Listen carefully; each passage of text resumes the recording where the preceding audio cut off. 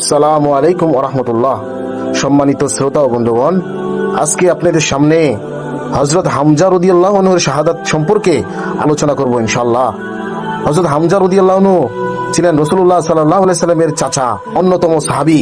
আসাদুল্লাহ, আল্লাহর সিংহ নামে পরিচিত ছিলেন। তার শাহাদাতের ঘটনা ইসলামের ইতিহাসে অত্যন্ত করুণ এবং গুরুত্বপূর্ণ। হযরত হামজা রাদিয়াল্লাহু আনহু ছিলেন বদর যুদ্ধে মুসলমানদের অন্যতম বীর যোদ্ধা।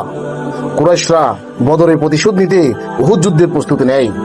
উহুদ যুদ্ধের জন্য আবু সুফিয়ান কুরাইশ বাহিনীকে জড়ো করেন এবং হামজা রাদিয়াল্লাহু আনহুর বিরুদ্ধে বিশেষ প্রতিশোধের শপথ নেয়। হিন্দা বিনতে উতবা, আবু সুফিয়ানের স্ত্রী।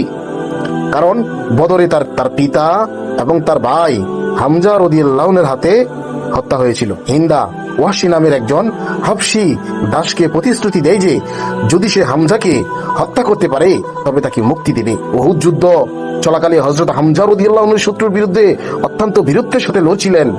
ওয়াহশী দূর থেকে হামজা রাদিয়াল্লাহু আনহুর দিকে নজর রাখছিল, কারণ সরাসরি যুদ্ধ করার শক্তি তার ছিল না, কিন্তু বর্ষা নিক্ষেপে সে পারদর্শী ছিল। সুযোগ পেয়ে ওয়াহশী একটি বর্ষা নিক্ষেপ করে যা হামজা রাদিয়াল্লাহু আনহুর শরীরে বিদ্ধ হয়। তিনি শাহাদাত বরণ করেন।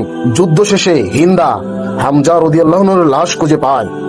রাগ ও প্রতিশোধে সে হামজা রাদিয়াল্লাহু আনহুর নাক কান কেটে ফেলে এবং তার বক্ষ বিদীর্ণ করে কলিজা বের করে চিবানোর চেষ্টা করে, তবে গিলতে পারেনি। এরপর সে লাশ বিকৃত করে রাখে।